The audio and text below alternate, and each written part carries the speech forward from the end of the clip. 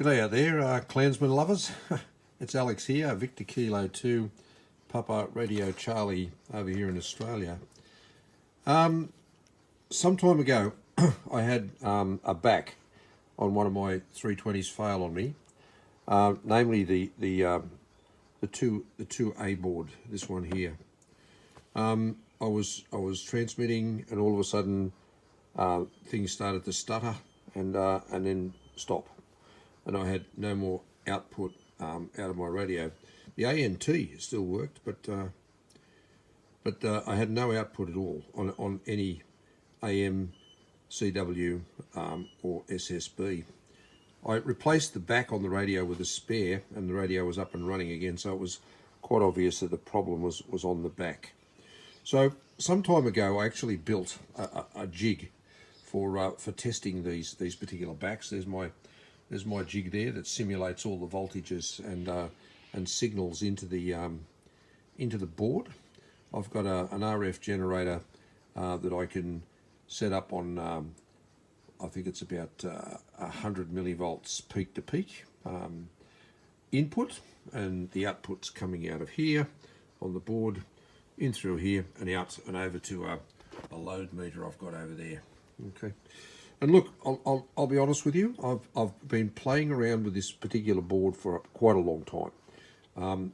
I work on it for a while, I don't do any good. I put it aside, I come back and I carry on again. And it's been a bit of a challenge to try and finally try and track down the problem with this particular board. And look, it's been a journey more than anything.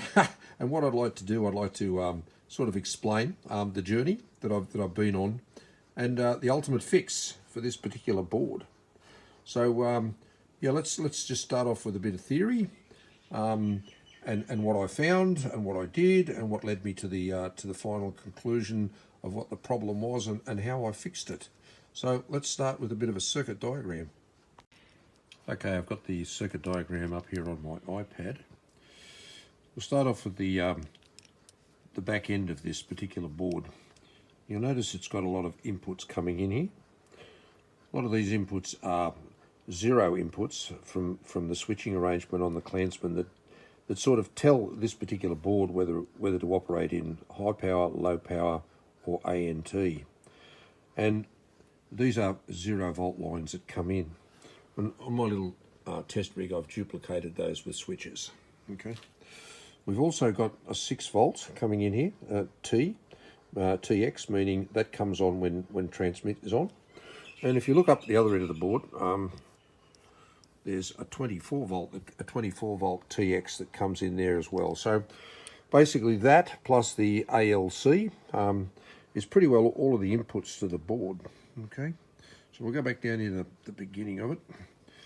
Okay, so basically this particular integrated circuit here, and by the way, that's that big chap over there, yeah, looking very professional and big.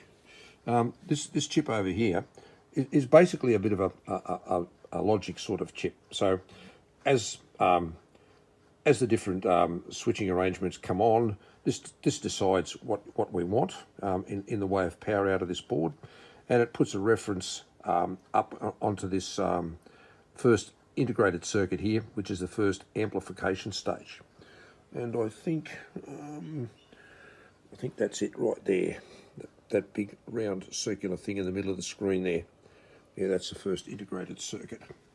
Okay, so from there, we cruise up here through the board through different stages of amplification, impedance matching, and yep, eventually we get up here to the finals at the other end here. These are the finals, the ones that drive all the big power out. Okay, so just to sort of fill you in on what I had on my board, I set it up on my test rig and I injected the signal in here, about 100 millivolts. I think about 7 megahertz is what I used, and followed it through the circuit and, you know, to the different test points. And, you know, these particular early stages, they're all doing the amplification correct.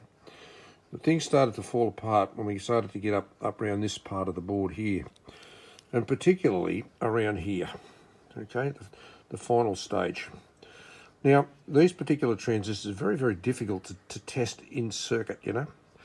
But look, I did the meter tests, and I sort of come to the conclusion that they were okay. They're a dreadfully hard thing to pull out. So anyway, I went with the assumption that they were in fact okay. But one of the interesting things that I did find was biasing. Now, if you look at the biasing on this particular final stage of the amplifier, this little transistor here is mounted on the heatsink. Okay, right. So as the heat on the heatsink increases, the output of this changes. This particular transistor, and it's been put there for that reason. I'll just have a look. I'll show you this little transistor. So there's the little transistor there. Okay, you see it's in a little tin clip, and that little clip goes onto the heatsink. So it's a direct feedback of how hard the amplifier is working, and it will affect the reference. Now, if you look here, you'll see that it's set up. The reference is set up by a potentiometer, and that little potentiometer lives about here. So that's where your reference is set up from the board. And as you change that, this will change. Darlington pair arrangement. We've got the voltage here, which will change as well. And this particular voltage here is then applied up through this particular resistor, through these two inductors, and onto the base of the two transistors. Okay, so searching through all sorts of texts, manuals. Not a lot to be said about the biasing. But one thing that was very obvious in my case was I had no voltage here, none at all. Okay, and of course I had none down here. So on investigation, I found that this little transistor here was in fact blown. So I procured a replacement transistor, and I changed it. Then I found the same transistor here, which is exactly the same transistor, the 7644. It was blown as well. So I changed that. Then, lo and behold, I was getting about 0.7 of a volt bias sitting on the bases of these particular transistors, but still no output. When I got my Crow and I tested up to this stage, things were, pretty normal. Stage upon stage upon stage amplification of the signal. But when I got up around here, things were going, terrible. And I'd get the output of this stage applied to the base of this stage, but I wasn't getting any output at all, which I thought was, really, really strange. So then I started to look at the 24 volts TX coming in onto the center point of this particular transformer. Lo and behold, to my amazement, there was no 24 volts at that pin 5 on that transformer there, none at all. Notice that the voltage is applied, and that, by the way, the voltage is coming down from my test rig through the inductor, and that's a very hefty little inductor, that one. That's actually this fellow here, that inductor there. Okay, so it's coming in through the inductor and then straight onto the transformer. And I had voltage on this side of the inductor, voltage on this side of the inductor, 24 volts, but nothing over here. So, yep, okay. So we need to delve deeper to try and find out what the go is. So this is what we did. Okay, so in order to get to the tracks below, and by the way, it can only be a track problem. It just goes straight from the inductor straight to the transformer. You take the two nuts off here, okay, and all of these little transistors, these little fellows here, I've got this spare board again, these little transistors here, they all have these sort of clips that press down over the top. So what you do is you take the nuts out of here, turning the board over. Take the two screws out of here, that one there and that one there, and then very, very carefully, because that transistor there is still on a little clip underneath, you lift the heatsink straight off the bottom, and these little clip arrangements that clip around the transistors, they will just pull off. And then after you get them off, the little clip is still on the bottom of the transistor inside, so it's still pretty safe. Okay, so once I got that particular heatsink off, started to look really, really carefully at the board. This is my donor, my spare board, so let's have a look at what's going on here. So, yeah, in come the 24 volts, right, from the inductor, and around this PC board onto the transformer, and this was the transformer terminal here, one of them there. There was one there, and one there. And this track, this looped track here, was actually blown off the board. Okay, it was yeah, disintegrated, gone. Okay, so I thought, wow, that's not right, especially when I looked on this particular one here, and there it was. So what I did, I got a nice piece of wire off a resistor, carefully soldered it and reformed it back around there, which replaced the blown up track. And I thought, yippee, I found the problem. And the track looked very, very thin, so I thought, I found the problem, the little tracks failed, and all will be good. Okay, so after I fixed the track, and that was the track that went from there to here, that track there, I put the meter on the 12 volts, I should say the 24 volts TX in, and I had a dead short to earth. So that's why the track had blown up, because there was a dead short to earth on this part of the circuit. So if you have a look at the transformer, it connects, yep, up through here, through the transistor to earth, up here, through the transistor to earth. So I'm thinking again, if I've got a shorted transistor, but when I check them, they're both sides are earthed anyway, so it's a bit hard. You're going to get a short across them anyway. So what I did, I lifted the lead off the collector on that transistor, and lifted the lead off that transistor, and I still had the short to earth on pin 5. So when you look around the circuit, there's these capacitors that are sort of happening around the place.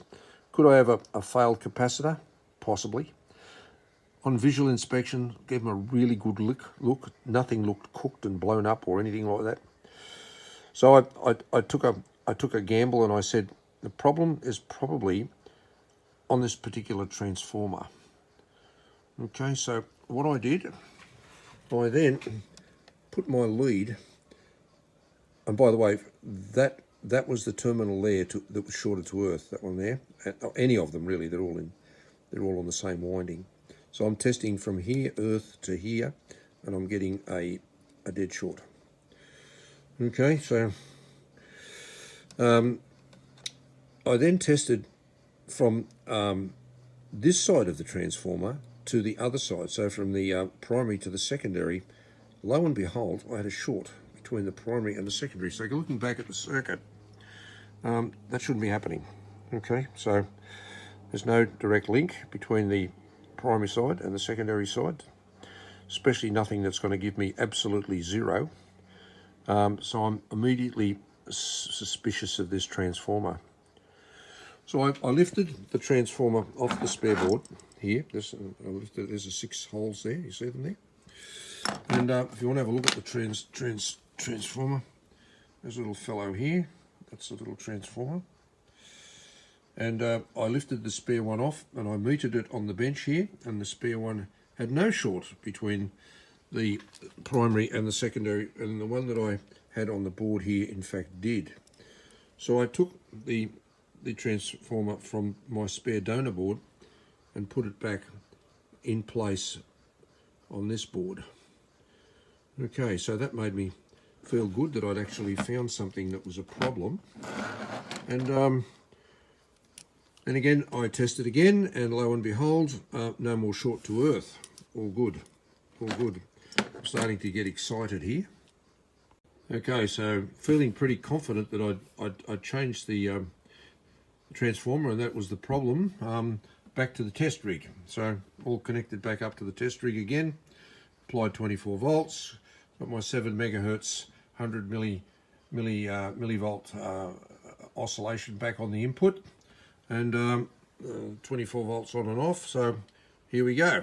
We're looking at the power meter over there. Well, she's working very nicely. There's low power, and you've got to go and turn it off again and turn it on again, and you've got your high power. Okay, so I'm confident I'm confident at this point that we fixed it. Looking at the current, you can see it under there under all the rubbish, it's just over 2 amps. So yep, it looks to me like she's operating as it should. So now I feel pretty confident that I can then put this back into the back, reassemble the whole back, and reconnect my 2B board, and hopefully, fingers crossed, hopefully we fix one of these little 2A boards. And look, I believe out there in the world there's lots and lots of these failed, lots and lots failed. So just as a quick guide, I know that people out there probably don't have a test rig, but just as a very quick guide, looking at these particular board, I would basically make a couple of very quick checks to test the 2 output transistors. Just this is a rough test, but you know it's pretty spot on, to tell you the truth. I like the analog meter to do this, and remember, using an analog meter, the earth terminal, this one here, is actually the positive. That's the positive. The red one marked plus is actually the negative. Okay, got to remember that. I'm a bit crazy, but there you go. So yeah, so I've got the earth connected, the red wire connected to earth. So let's have a look at the base of this particular transistor, and have a look at what we got. So there we go. That's a pretty well forward diode drop across the base to ground, and the ground is the collector side. So the collectors are grounded. Okay, we'll go and have a look at the base of the other one. So the base of the other one, and that's where the base of the other one is, right there. And it gives you the same reading. So that's just a quick visual on the output transistors. And the other thing that I found, I fixed a few of these boards. The other thing that I found along the way is this particular transistor here, this particular one here. You can buy these on English eBay, UK. That little transistor there tends to fail as well, and when it does, it takes out that other one that I changed as well earlier in the video. So yeah, I think it's one of, yeah, I think it's this one here, TR10, and of course the other one's in the heatsink. So those two there are sort of the typical ones that fail when it comes to your biasing. The TR9 here is more of a robust transistor. It's a bit of a bigger one and tends to not blow up quite as easy. But there's just two quick tests that you can do to sort of, I don't know, just a starting point when you're trying to fault find on the board. You might be lucky enough to find just the transistor blown, or you might be able to distinguish whether your outputs are in fact cactus. So yeah, in my case I was lucky. I didn't have dead transistors, which are very expensive to buy, and make repairing these boards almost prohibitive. But there you go, a bit of a success, a bit of a plus for me on this one. I'm very happy. It's been a long and dusty road getting to the bottom of the problem with this board, but we got there. Okay, test time. Got the chassis back together again. Just press the back on. Let's go. Turn it on the ANT. Okay, let's have a bit of a look here. Oh, by the way, we're on single sideband ANT. Now into a dummy load. Yeah, the needle's just moving there. That's about normal. Very good. Put on to CW. ANT, put on a low power. CW low power. Yep, that's pretty good. High power should be up around about 30 watts or something. High power. Yep, looking good. Excelente. Up into sideband. CQ, CQ, CQ. A bit of a whistle in there at sideband. Yep, looking good. Very, very happy with that. Saved another back. Wow, I'm very, very happy. That one was a big effort, but yeah, got there in the end.